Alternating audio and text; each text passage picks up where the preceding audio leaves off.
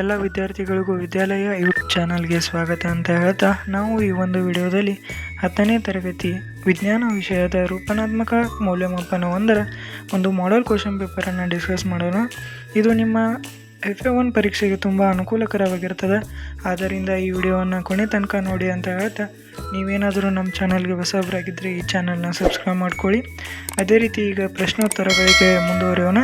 ಇಲ್ಲಿ ಮೊದಲನೇ ಪ್ರಶ್ನೆಯನ್ನು ಕೇಳಿದರೆ, ಈ ಕೆಳಗಿನ ಪ್ರಶ್ನೆಗಳಿಗೆ ಅಥವಾ ಅಪೂರ್ಣ ಹೇಳಿಕೆಗೆ 4 ಪರ್ಯಾಯ ಉತ್ತರಗಳನ್ನು ನೀಡಲಾಗಿದೆ. ಅವುಗಳಲ್ಲಿ ಸೂಕ್ತ ಉತ್ತರಗಳನ್ನು ಆರಿಸಿ ಕ್ರಮಾಕ್ಷರಗಳೊಂದಿಗೆ ಪೂರ್ಣ ಉತ್ತರಗಳನ್ನು ಬರೆಯಿರಿ ಅಂತ ಕೇಳಿದ್ದಾರೆ. ಅದೇ ರೀತಿ ಮೊದಲನೇ ಪ್ರಶ್ನೆಯನ್ನು ನೋಡೋದಾದ್ರೆ, ನೀರಿನ ವಿದ್ಯುತ್ ವಿಭಜನೆಯ ಕ್ರಿಯೆ ಕ್ಯಾಥೋಡ್ನಲ್ಲಿ ಬಿಡುಗಡೆಯಾಗುವಂತಹ ಅನಿಲವನ್ನು ಕೇಳಿದ್ದಾರೆ. ನೀರಿನ ಬಿಡುಗಡೆ ಅಂದ್ರಪ್ಪ ಅಂದರೆ H2, ಇದು ವಿಭಜನೆ ಹೊಂದಿ H2 ಮತ್ತು O2 ಆಗಿ ಪರಿವರ್ತನೆ ಹೊಂದುತ್ತೆ. ನಮಗೆ ಗೊತ್ತೈತಿ ಕ್ಯಾಥೋಡ್ ಕಡೆ ಯಾವ ಅನಿಲ ಬಿಡುಗಡೆ ಆಗುತ್ತಪ್ಪ ಅಂದರೆ ಹೈಡ್ರೋಜನ್. ಆದ್ದರಿಂದ ಆಪ್ಷನ್ ಬಿ ಇದಕ್ಕೆ ಸರಿಯಾದ ಉತ್ತರವಾಗಿರುತ್ತದೆ. ಇನ್ನು ಎರಡನೇ ಪ್ರಶ್ನೆಯನ್ನು ನೋಡೋದಾದ್ರೆ, ಸಸ್ಯಗಳಲ್ಲಿ ವಿಲೀನಗೊಳ್ಳಬಲ್ಲ ದ್ಯುತಿ ಸಂಶ್ಲೇಷಣೆ ಉತ್ಪನ್ನಗಳ ಸಾಕಾಣಿಕೆಯತೆ ಕೇಳಿದ್ದಾರೆ. ಇದಕ್ಕೆ ಸರಿಯಾದ ಉತ್ತರ ಯಾವುದಪ್ಪ ಅಂದರೆ ಆಪ್ಷನ್ ಡಿ, ವಸ್ತು ಸ್ಥಾನಾಂತರ. ಇನ್ನು ಮುಂದಿನ ಪ್ರಶ್ನೆಯನ್ನು ನೋಡೋದಾದ್ರೆ, ಕೆಳಗಿನ ಪ್ರಶ್ನೆಗಳಿಗೆ ಒಂದು ವಾಕ್ಯದಲ್ಲಿ ಉತ್ತರಿಸಿ ಅತೆ ಕೊಟ್ಟಿದ್ದಾರೆ. ಅದರಲ್ಲಿ ಮೊದಲನೇ ಪ್ರಶ್ನೆಯನ್ನು ನೋಡೋದಾದ್ರೆ, ವಿದ್ಯುತ್ ವಿಭವಾಂತರವನ್ನು ನಿರೂಪಿಸಿ ಅಂತ ಕೇಳಿದರೆ, ಅಂದರೆ ಅದರ ಡೆಫಿನೇಷನನ್ನು ಬರೀಬೇಕಾಗುತ್ತೆ. ಇನ್ನು ಉತ್ತರವನ್ನು ನೋಡೋದಾದ್ರೆ, ಒಂದು ಏಕಮಾನ ಆವೇಶವನ್ನು ವಿದ್ಯುತ್ ಮಂಡಲದಲ್ಲಿ ಒಂದು ಬಿಂದುವಿನಿಂದ ಇನ್ನೊಂದು ಬಿಂದುವಿಗೆ ತರುವಲ್ಲಿ ಆಗುವಂಥ ಕೆಲಸವನ್ನು ಏನಂತೀವಿ ಅಂದರೆ ವಿದ್ಯುತ್ ವಿಭವಾಂತರ ಅಂತೇಳಿ ಕರಿತೀವಿ. ಅದೇ ರೀತಿ ನಾಲ್ಕನೇ ಪ್ರಶ್ನೆಯನ್ನು ನೋಡೋದಾದ್ರೆ, 4 ಓಮ್ ರೋಧವನ್ನು 5 ಬ್ಯಾಟರಿ ಅಮ್ಮೀಟರ್ ಮತ್ತು ವಿದ್ಯುತ್ ದೀಪಗಳ ಸರಣಿ ಜೋಡಿಕೆ ತೋರಿಸುವಂಥ ಒಂದು ವಿದ್ಯುತ್ ಮಂಡಲದ ಚಿತ್ರವನ್ನು ಬರೆಯಿರಿ ಅಂತ ಕೇಳಿದ್ದಾರೆ. ಆ ಚಿತ್ರ ಈ ರೀತಿ ಬರ್ತದೆ.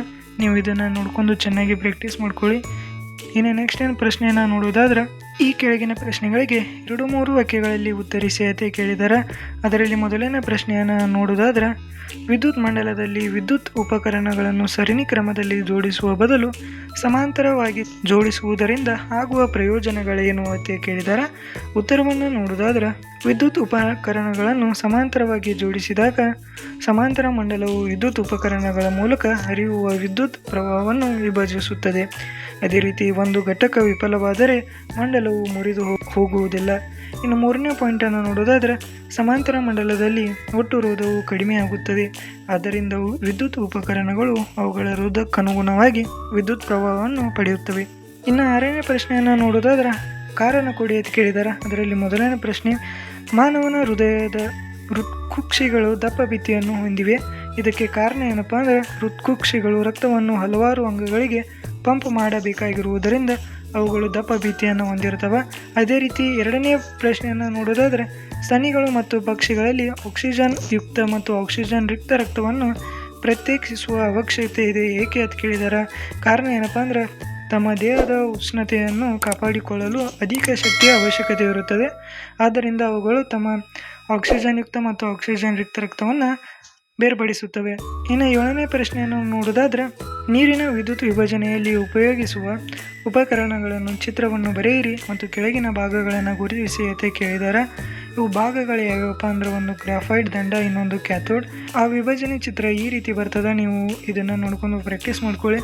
ಅದೇ ರೀತಿ ಗ್ರಾಫೈಟ್ ದಂಡ ಇಲ್ಲಿ ಬರ್ತದೆ ಮತ್ತು ಕ್ಯಾಥೋಡ್ ಈ ಸೈಡ್ ಬರ್ತದೆ. ಇದನ್ನು ಈ ರೀತಿ ಗುರುತಿಸಿ. ಇನ್ನು ನೆಕ್ಸ್ಟ್ ಕೆಳಗಿನ ಪ್ರಶ್ನೆಗಳಿಗೆ 3-4 ವಾಕ್ಯಗಳಲ್ಲಿ ಉತ್ತರಿಸಿ ಅಂತ ಕೇಳಿದ್ದಾರೆ.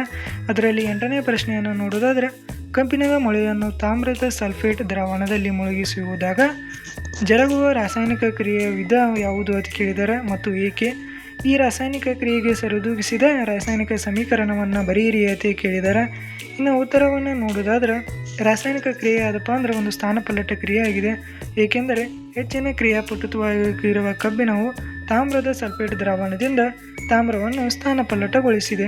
ಇನ್ನು ಇದರ ಅನುಸೂತ್ರ ಯಾವುದಪ್ಪ ಹೆಂಗೆ ಬರ್ತದಪ್ಪ ಅಂದ್ರೆ Fe+CuSO4 ಇಟ್ ಗಿವ್ಸ್ FeSO4 ಮತ್ತು Cu.